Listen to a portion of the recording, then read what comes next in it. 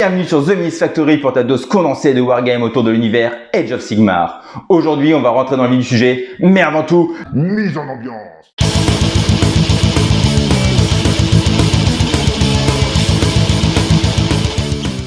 Aujourd'hui, au programme de ce deuxième épisode, on parlera tout d'abord de comment débuter Age of Sigmar côté achat et collection.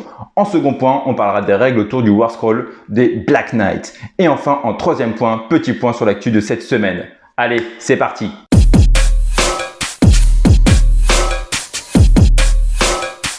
Alors, comment débuter Age of Sigmar? On va aborder ce sujet de trois manières différentes.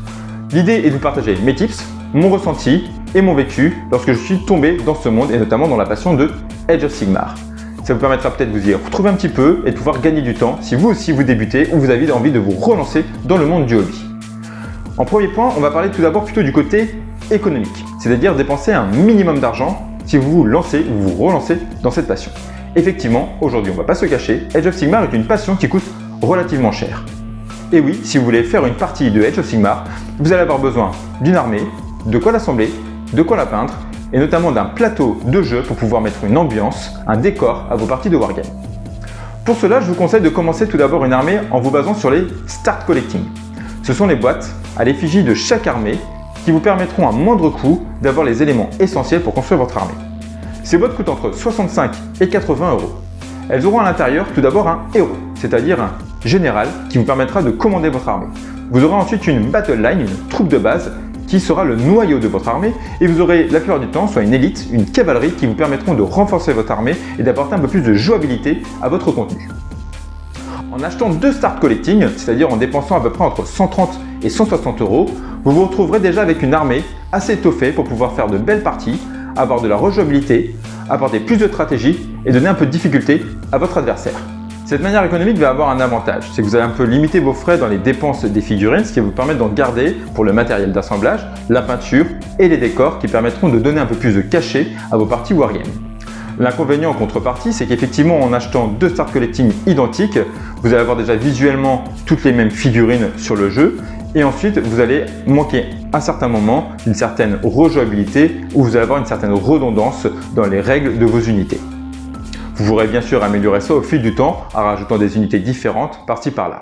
Au contraire, si vous n'avez rien à faire du côté économique et que vous voulez vraiment vous jeter corps et âme dans la création d'une armée Age of Sigmar unique, dans ce cas vous pouvez partir sur la deuxième manière de faire. Cette deuxième manière consiste tout simplement à vous baser sur le fluff de votre armée. Le fluff, c'est-à-dire l'histoire. Pour cela, il vous faudra acheter des romans, parlant bien sûr de votre armée, ainsi que son Battle Tome. Le Battle Tome, c'est le livre qui regroupe à la fois les règles de votre armée, qui permettra d'aller plus loin dans le gaming, et aussi l'histoire de toutes ces unités. En vous basant sur tous ces éléments, vous pourrez alors vous inspirer soit d'un personnage spécifique, de faits héroïques ou de grandes batailles pour créer l'identité de votre armée. L'avantage de cette manière de faire est que cette armée ne correspondra qu'à votre interprétation et qu'à votre identité, et qu'elle sera donc unique. Vous pourrez aussi pousser cette identité à travers le modélisme de vos figurines. Vous verrez d'ailleurs juste ici des créations que j'ai faites moi-même pour essayer de donner un peu plus de cachet à mes figurines, une identité propre. Le seul inconvénient de cette manière de faire, si on peut parler vraiment d'inconvénient, c'est qu'elle vous prendra beaucoup de temps pour à la fois trouver l'identité de votre armée et la personnaliser sur vos figurines. En contrepartie, c'est pour moi la manière de faire que j'affectionne le plus car elle permet vraiment de laisser libre cours à votre imagination et surtout au moment où vous allez poser votre armée sur le terrain de jeu, vous allez tirer une grande satisfaction en voyant toutes les unités que vous avez personnalisées et toute l'affection que vous avez apportée pour créer cette armée. Enfin, la troisième manière de faire est de tout simplement concevoir son armée autour de l'optimisation des règles. Pour cela, vous allez avoir besoin en premier lieu d'acheter le Battle Tome dont je vous ai déjà parlé et de le lire, relire et relire. Le but va être de devoir trouver les rouages, les stratégies et les combos pour pouvoir optimiser les règles de votre armée et en sortir toute la quintessence. Donc si vous avez envie de démonter, d'enfoncer, d'écraser votre adversaire, partez sur cette manière. Cependant, elle ne laissera la place à aucune hésitation et à aucun loupé, donc connaissez vos règles à 100%. L'avantage de cette manière de faire est qu'elle va vous permettre effectivement d'atteindre tout de suite des hauts niveaux de gaming et de pouvoir après peut-être vous orienter vers des tournois. L'inconvénient de cette manière, c'est que si vous jouez seulement dans des cadres amicaux, vous risquez de vous faire beaucoup d'ennemis.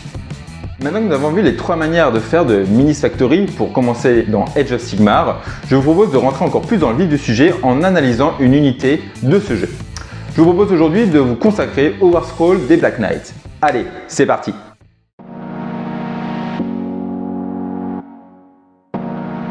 Aujourd'hui, dans cette section règles, on va parler du War Scroll.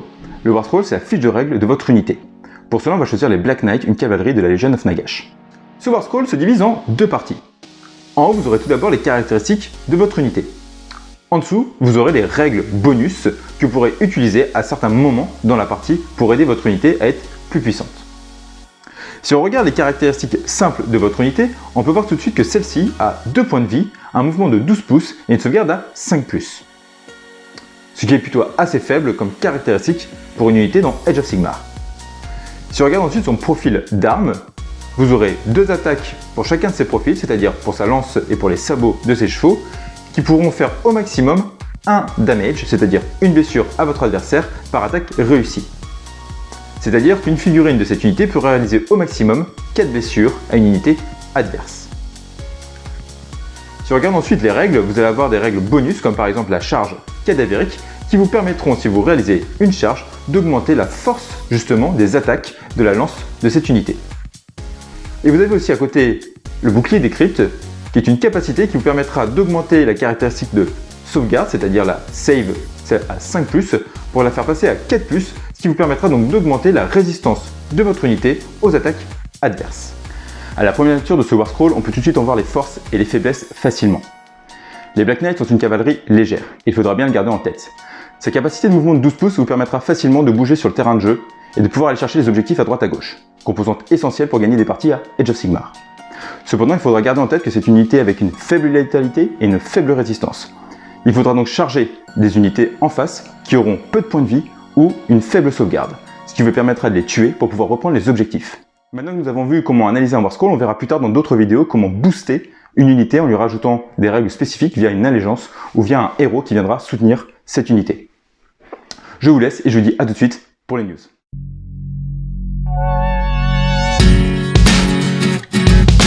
Alors, qu'est-ce qui va se passer sur la planète Wargame et notamment qu'est-ce qui va se passer cette semaine? Eh bien, c'est très simple, une seule date à retenir, ce samedi 20 mars.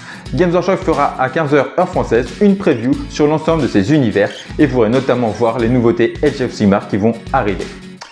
On va voir pour l'instant les premiers leaks sur cette annonce preview. J'ai l'impression qu'il va y avoir quelques révélations sur les Ossiarch Bone Reapers et sûrement sur la partie Shadespire de cette unité. The Minis Actu épisode 2 est terminé pour aujourd'hui. Laissez-moi un maximum de commentaires pour que je puisse aborder des sujets qui pourraient vous intéresser ou tout simplement améliorer mes vidéos. Abonnez-vous, mettez un maximum de pouces pour pouvoir aussi m'encourager et je vous dis à plus.